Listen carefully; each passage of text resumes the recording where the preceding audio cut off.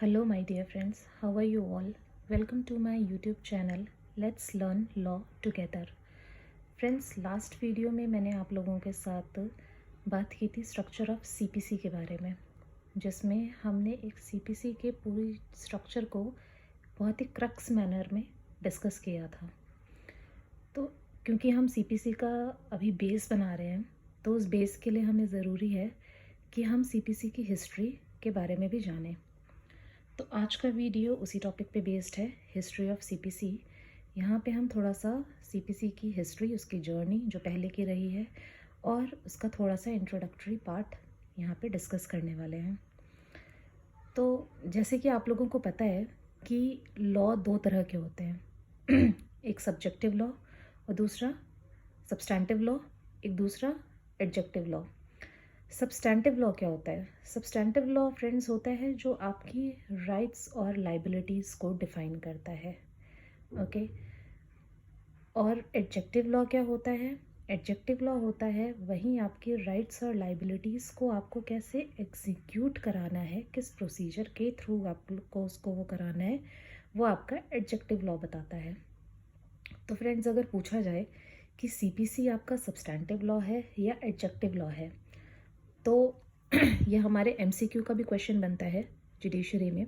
तो यहाँ पे हम क्या बताएंगे कि the code of CPC is an adjective law, क्योंकि सीपीसी का फुल फॉर्म क्या है? Code of civil procedure, procedure बताता है, तो इसलिए ये एडजेक्टिव लॉ की कैटेगरी में आता है। एक महान ज्यूरिस्ट हैं, सामन हुआ करते थे, उन्होंने इस प्रोसीजरल लॉ के बारे में बताया है। He said that procedural law is that branch of law which organizes and regulates the proceedings in dispute. मतलब जो procedural law है वो क्या करता है? वो organize करता है और regulate करता है proceedings को जो dispute में है। मतलब वो step by step वो सारी चीज़ें बताता है कि हमें कोई भी proceeding कैसे करनी है, कैसे carry forward करनी है। अब अगर आते हैं इसकी हिस्ट्री पे, तो ये जो आपका कोड है ये सबसे पहले जो ड्राफ्ट हुआ था वो 1859 में हुआ था, ओके। देन सेकंड ड्राफ्ट इसका 1877 में, थर्ड ड्राफ्ट 1882, और जो इसका फाइनल ड्राफ्ट है, जो कि मैंने लास्ट वीडियो में भी डिस्कस किया था, इसका जो फाइनल ड्राफ्ट है वो 1908 में आया था। और इस ड्राफ्टिंग कमेटी को जो हेड कर रहे थे उनका नाम था सर रिचर्ड्स। अब सीपीसी ड्राफ्ट हुआ, सब चीज़ हुआ, और ऐसा कोई भी हमारा एक्ट नहीं है जो अमेंड ना हुआ हो, बिकॉज आपको भी पता है क्योंकि इतनी ज़्यादा डायनामिक नेचर है, ओके। तो टाइम टू टाइम चीज़ों को अपडेट करना ज़रूरी होता है। सोसाइटी चेंज हो रही है, कई चीज़ें चेंज होती हैं, तो उसके अकॉर्डिंग आपको आपका जो एक्ट है वो अमेंड करना पड़ता है। तो सीपीसी में भी बहुत सारे अमेंडमेंट्स हुए। तो CPC was amended many times, but उसका जो सबसे पहला अमेंडमेंट था, ये हम लोगों को रिमेंबर करना ज़रूरी है कि जो उसका फर्स्ट अमेंडमेंट था वो 1951 में हुआ। इन द ईयर 1976, ऐसे तो अमेंड कई बार हुआ है, बट मैंने कुछ डेट्स ली हैं, कुछ ईयर्स लिए हैं जो अमेंडमेंट हमें रिकॉल करने बहुत ज़रूरी हैं अपने एग्ज़ाम पर्पस के पॉइंट ऑफ व्यू से। तो फर्स्ट अमेंडमेंट 1951, देन एक 1976 का अमेंडमेंट था। ये बहुत इम्पॉर्टेंट है, ये कई बार एमसीक्यूज़ में पूछा गया है कि इसमें इस ईयर में बहुत मेजर अमेंडमेंट्स हुए थे सीपीसी में। इतने अमेंडमेंट्स हुए थे कि हम एक मिनी सीपीसी फॉर्म कर सकते थे। तो इस वजह से इस अमेंडमेंट का जो ईयर है और जितने अमेंडमेंट्स हुए उसको हम मिनी सीपीसी भी बोलते हैं, okay. The amendment of year 1999 and 2002 were done by Justice Malimath Committee. एक अमेंडमेंट हमारा एक 1999 में हुआ था और एक 2002 में हुआ था, और ये अमेंडमेंट जो किया था वो जस्टिस मलिमथ कमेटी ने किया था। ये जो दोनों अमेंडमेंट्स थे ये हुए तो इनमें थे, लेकिन फोर्स में आए थे एक ही डेट पे, और वो डेट थी हमारी 1 जुलाई 2002। अच्छा, ये अमेंडमेंट हुआ क्या था? इस अमेंडमेंट का जो ऑब्जेक्ट था, इसका ऑब्जेक्ट था स्पीडी जस्टिस के लिए, ओके। क्योंकि सिविल प्रोसीडिंग्स जो भी हैं वो बहुत ही मतलब बहुत टाइम टेकिंग होती हैं, तो just for the speedy justice Malimath committee के रिकमेंडेशन से ये वाला अमेंडमेंट हुआ था। ओके, नाउ कुछ डेट्स हमें जो जाननी ज़रूरी हैं, जिसमें कि है कि CPC came into force from 1 Jan 1909। ये भी MCQ के पॉइंट ऑफ व्यू से ज़रूरी है हम लोगों को जानना। ये जो कोड है, इसकी जो एक्सटेंशन है वो होल ऑफ इंडिया में है, बट स्टेट ऑफ नागालैंड और ट्राइबल एरियाज़ में ये अप्लाई नहीं होता है। This code also extends to scheduled areas. This code doesn't exempt foreigners from its operation. Okay, तो इंडियंस पे तो ये अप्लाई होता ही होता है, बट ये फॉरेनर्स पे भी होता है। नाउ अब हम बात करते हैं इसकी प्रियम्बल की।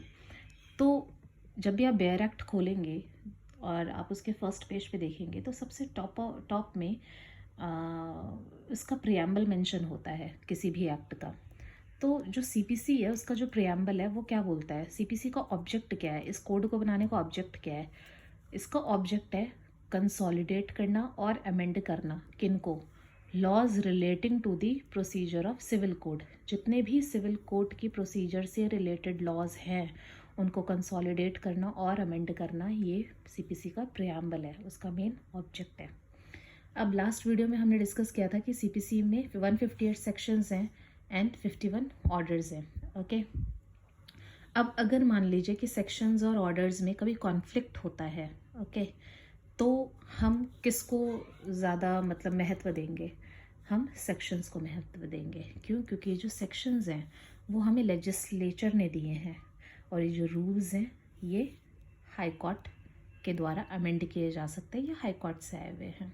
ओके, तो ये कुछ बेसिक बातें थी जो हमें CPC के बारे में जाननी थी। ओके, होप आप लोगों को ये वाली चीज़ें समझ में आई होंगी। अब यहाँ से हम थोड़ा सा अपना बेयर एक्ट पे जाते हैं और सेक्शन 2 को उठाते हैं, क्योंकि सेक्शन 1 वाला जो पार्ट है वो कहीं ना कहीं आपके एक्सटेंशन वाला वो मैंने इसमें कवर कर दिया है।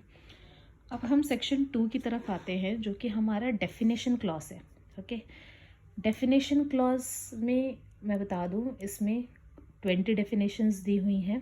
हम उन डेफिनेशंस को बस एक छोटे छोटे उसमें क्रक्स में देख लेंगे कि क्या कह रही हैं। जैसे 2 क्लॉज 1 बताता है कोड के बारे में। अब कोड क्या है? Code includes rules. Okay, 2 clause 2 आपको बताता है डिक्री के बारे में। अब डिक्री क्या होती है? डिक्री होती है formal expression of an adjudication. Adjudication का मतलब क्या होता है? एडजुडिकेशन का मतलब होता है कि प्रॉपरली जो एडजस्ड हुआ हो on the basis of merit. Merit के बेसिस पे, मतलब आपने प्रॉपर उस पर अपना एविडेंस डाला, सब चीज़ किया। ओके, प्रॉपर आपकी ट्रायल चली, सब चीज़ें प्रॉपरली एडजुडिकेट हुआ हो जो आपका मैटर, उसका वो फॉर्मल एक्सप्रेशन है डिक्री। अब आपको भी पता है कि डिक्री जजमेंट के बाद आती है, तो जब तक ये सारी चीज़ें प्रॉपर एडजुडिकेशन नहीं होगा तब तक आप उसका फॉर्मल एक्सप्रेशन कैसे बनाएंगे। Okay, then conclusive determination of rights of parties. Decree में क्या होता है? डिक्री में कंक्लूसिव डिटर्मिनेशन होता है। ओके, एक तरह से आप लोगों का एक फाइनल जो वर्ड्स हैं वो होते हैं कि हाँ इनकी राइट्स क्या है, पार्टीज़ की राइट्स, पार्टीज़ की ड्यूटीज़, वो सब कंक्लूसिवली डिटरमाइन कर दी जाती हैं। अब डिक्री अगर कोई पूछे तो इस क्लॉज के अकॉर्डिंग अगर हम बोले तो डिक्री हमारी 2 टाइप की होती है, प्रिलिमिनरी और फाइनल डिक्री।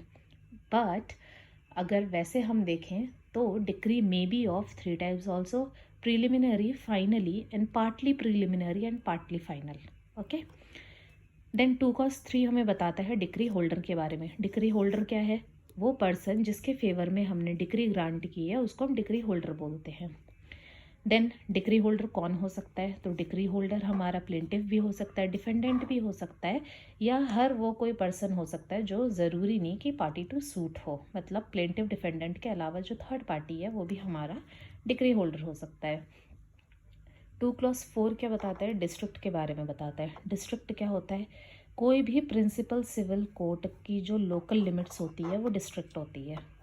2 क्लॉज 5 हमारा बताता है फॉरेन कोर्ट के बारे में। फॉरेन कोर्ट जैसे कि नाम से ही वो है कोर्ट आउटसाइड द इंडिया, वो फॉरेन कोर्ट हो जाएगा।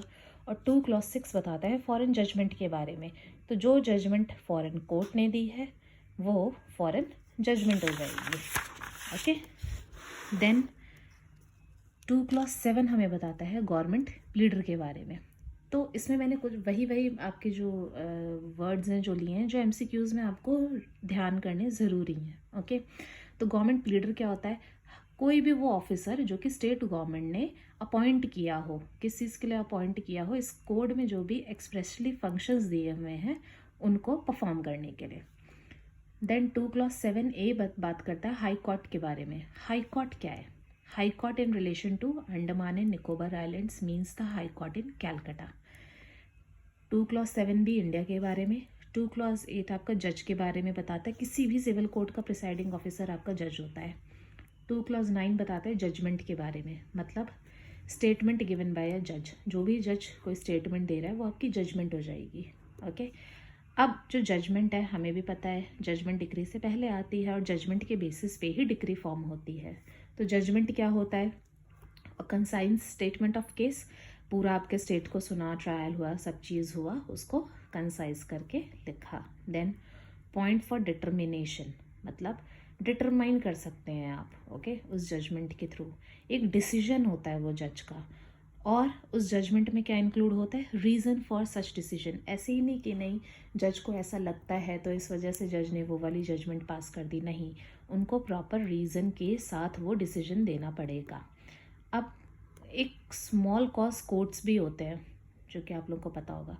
तो स्मॉल कॉज कोर्ट की जो जजमेंट होती है, ये तो नॉर्मल कोर्ट्स की जजमेंट है जिनमें ये 4 जो पैरामीटर्स हैं वो होने चाहिए, बट जो स्मॉल कॉज कोर्ट होते हैं उनमें उनकी जो जजमेंट होती है उनमें हमें ये सारा पैरामीटर नहीं देखने होते हैं, उसमें बस हमें ये 2 पैरामीटर्स देखने होते हैं, जिसमें से कि आता है आपका the point for determination and the decision. Okay, then 2 clause 10 आपका बताता है जजमेंट डेटर के बारे में। तो डिक्री होल्डर था जिसके फेवर में आपने डिक्री पास की। जजमेंट डेटर कौन है? Against whom decree been passed, मतलब जिसके अगेंस्ट में हमने डिक्री पास किया वो जजमेंट डेटर कहलाएगा। 2 क्लॉज 11 बताता है लीगल रिप्रेजेंटेटिव, LR के बारे में। तो जो भी पर्सन किसी भी मृत पर्सन का, ओके, एस्टेट संभालता हो या मतलब उसको वो करे, उत्तराधिकारी हो, उसे हम क्या बोलते हैं? लीगल रिप्रेजेंटेटिव बोलते हैं। जैसे एग्जाम्पल के लिए मैंने यहाँ पे मेंशन कर दिया हिंदू कोपार्सनर्स। ओके, 2 क्लॉज 12 बताते हैं आपको मीन प्रॉफिट के बारे में। अब मीन प्रॉफिट को मैं बहुत ज़्यादा नहीं वो कर सकती थी क्योंकि उसका पूरा पैराग्राफ वो था, बट मैं इन शॉर्ट आपको बता देती हूँ कि अगर सपोज़ किसी ने किसी की चीज़ यूज़ करने से उसको रोक रखा है, ओके, और उतने टाइम जितने टाइम के लिए रोका हुआ है उतने टाइम में उसे उस चीज़ से जितना प्रॉफिट हो सकता था, उस प्रॉफिट को हम क्या बोलते हैं? मीन प्रॉफिट बोलते हैं। ओके, देन 2 क्लॉज 13 हमारी बात करता है मूवेबल प्रॉपर्टी के बारे में। अब वर्ड ही क्या है? मूवेबल। तो उसमें आपका क्या इंक्लूड होगा? ग्रोइंग क्रॉप्स भी इंक्लूड होंगे। ये MCQ के पॉइंट ऑफ व्यू से इम्पॉर्टेंट है। देन 2 क्लॉज 14 आपका बताता है ऑर्डर के बारे में। ऑर्डर क्या होता है? ऑर्डर भी एक फॉर्मल एक्सप्रेशन होता है किसी भी डिसीजन का, सिविल कोर्ट के, बट ये डिक्री नहीं होती है। Okay, there is a big difference between an order and a decree. Okay, then 2 clause 15 क्या बताता है? प्लीडर के बारे में। प्लीडर कौन होता है? वो पर्सन होता है जो एंटाइटल्ड है to appear and plead for another in court, मतलब किसी के दूसरे के बारे में या किसी के दूसरे के लिए वो अपीयर भी हो सके और उसके लिए वो प्लीड भी कर सके। ओके, तो उस पर्सन को हम क्या कहते हैं? प्लीडर कहते हैं। 2 क्लॉज 16 बात करता है प्रिस्क्राइब्ड के बारे में। प्रिस्क्राइब्ड का मतलब एज प्रिस्क्राइब्ड बाय रूल्स, जैसा रूल्स ने प्रिस्क्राइब किया हुआ है। 2 क्लॉज 17 हमारा पब्लिक ऑफिसर बोलता है, उसमें एक बड़ी लिस्ट है पब्लिक ऑफिसर की, वो आप लोगों को याद करनी पड़ेगी। मैंने 2-3 लिखी हैं, जैसे जज हो गया, आपका member of all India services हो गया, गेजेटेड ऑफिसर हो गया, तो ये कुछ हैं और भी बहुत हैं जो कि पब्लिक ऑफिसर की कैटेगरी में आते हैं। 2 क्लॉज 18 आपको डिफाइन करता है, किसको डिफाइन करता है? रूल्स को। Rules and forms contained in first schedule. तो रूल्स क्या है? मतलब उन रूल्स और फॉर्म्स को ये मतलब इंक्लूड करता है जो कि आपके फर्स्ट शेड्यूल में इंक्लूडेड है, दिए हुए हैं। 2 क्लॉज 19 आपका बताता है शेयर इन कॉर्पोरेशन के बारे में।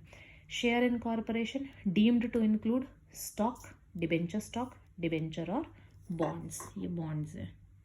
ओके, 2 + 20 के किसके बारे में बताता है? साइंस के बारे में बताता है। अब साइन तो एक नॉर्मल साइन होता है जो हर कोई अपना साइन करता है, ठीक है। अब क्या स्टैम्प भी साइन में इंक्लूड होगा? बात ये है।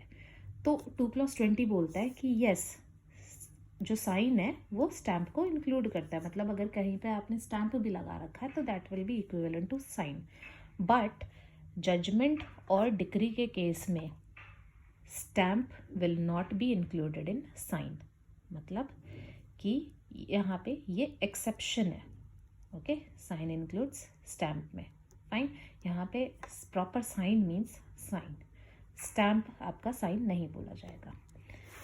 सो फ्रेंड्स, ये था आज का मेरा वीडियो जिसमें मैंने आपका डेफिनेशन क्लॉज डील किया और आपके सीपीसी का थोड़ा सा हिस्ट्री और इंट्रोडक्टरी पार्ट डिस्कस किया।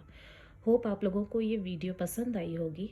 आगे भी मैं सीपीसी की ऐसी छोटी छोटी वीडियोस डालती रहूँगी मेजर एरियाज़ को लेके, ओके।